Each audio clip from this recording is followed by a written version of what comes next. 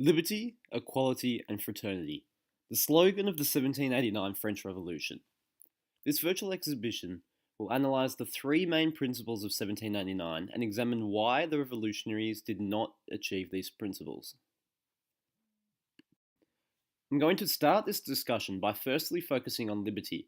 Under the aristocracy, the citizens of France were subject to various forms of oppression, most notably in the form of letters de cachet, which allowed for the detainment of citizens without trial. The principle of liberty, therefore, represented freedom from oppression. Now, given that people could end up in the Bastille, which is depicted here, without any trial, it's easy to see how the fortress developed its reputation. A symbol of despotism, of oppression from liberty, of censorship, of royal tyranny and torture. This was the tone certainly taken by the revolutionaries in 1789. Now, writers, many of whom who had been released from the Bastille, described it as a place of torture, of living brutality, of body draining, of mind-sapping hell. Now, this picture depicts the events of the fall of the Bastille on the 14th of July, 1789, which is important because it was the citizens' first example of their strive for liberty and freedom from oppression. A sense of liberty in the French Revolution is symbolized by the Liberty Tree, which can be seen here. Now, the Liberty Tree was formally adopted in 1792 and is a symbol of everlasting republic, national freedom, and political revolution. The trees were chosen as a symbol of the French Revolution because it symbolizes fertility in the French folklore, which provided a simple transition from revering it for one reason or another. In this picture, you can see what is meant by all members of society banding together to commit to the principle of liberty. The principle of liberty, however, as Furet argues, was very quickly given up by the deputies. While initially the deputies held liberty in high regard, the radicalization that specifically took place after the creation of the Committee of Public Safety reduced any principle of liberty that France had left. Now, this picture depicting the execution of Louis really explains why and how liberty was compromised. Watching high above is a sans-culotte with the liberty cap next to him. This depicts how radicalization came to fruition through the sans-culotte's demands. Underneath him is two clergymen dead, hanging, casualties of the revolution. What is important to note is that their hands are actually tied to symbolize that they were not free at the time of their death. They were not free to express their views because obviously they would get the death penalty if they did. Now, this picture is important because it depicts the guillotine, the machinery of the terror, the men who claimed to pursue liberty, the sans-culottes, and the men who lost their liberty for having opposing views to the deputies, the clergymen. Now, the principle of equality was centered around the removal of feudal privileges and the nobility.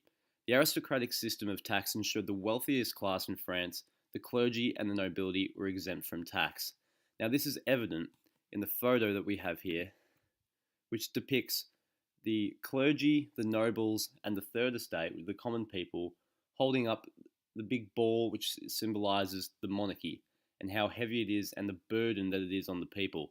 Now, as you can see, the nobility and the clergymen are doing next to nothing to actually hold the nation up.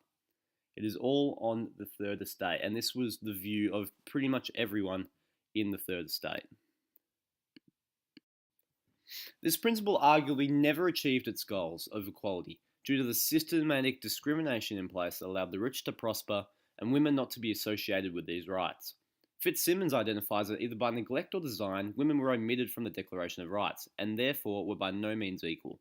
Candace Proctor draws attention to the fact that one half of the inhabitants of the 18th century were actually women, and contends that the most haphazard application of equality would have still resulted in recognition of the subordinate position of women in French society.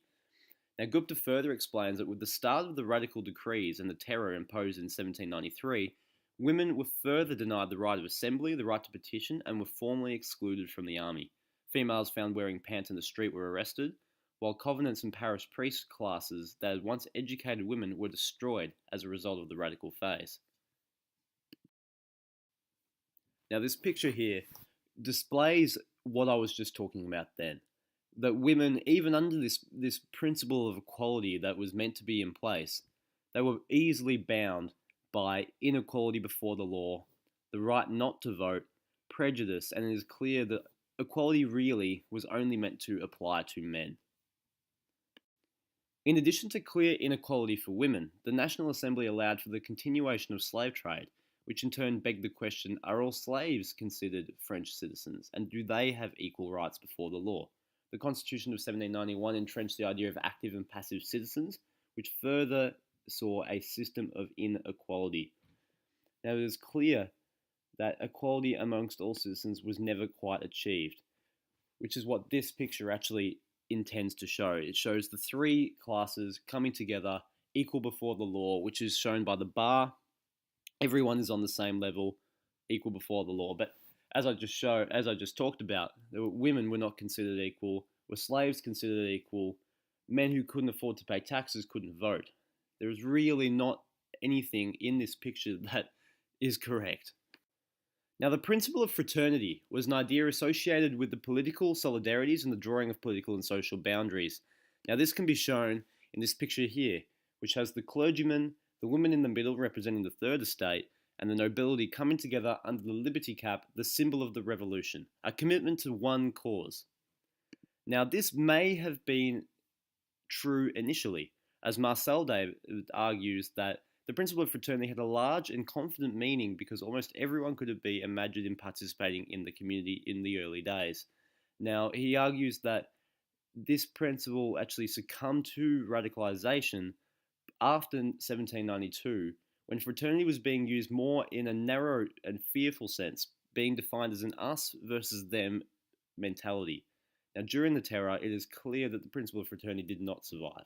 Citizens were betraying other citizens with the law of suspect, and this is exemplified with the sans-culottes' betrayal of the Girondins, leading to their expulsion and execution. It is clear that radicalization of the revolution after the removal of the monarchy resulted in three main principles of the revolution being compromised on a daily basis. In this photo, we have a person holding out Louis's head being decapitated while he waves his cap in his right hand. Now, I show this picture here because it's an accurate representation of what happened, with everyone in the background rejoicing after Louis's death, but it was the turning point that ensured that these principles of liberty, equality, and fraternity would actually not survive the revolution. It set a precedent that if you went against the thoughts of the deputies, this would be your fate.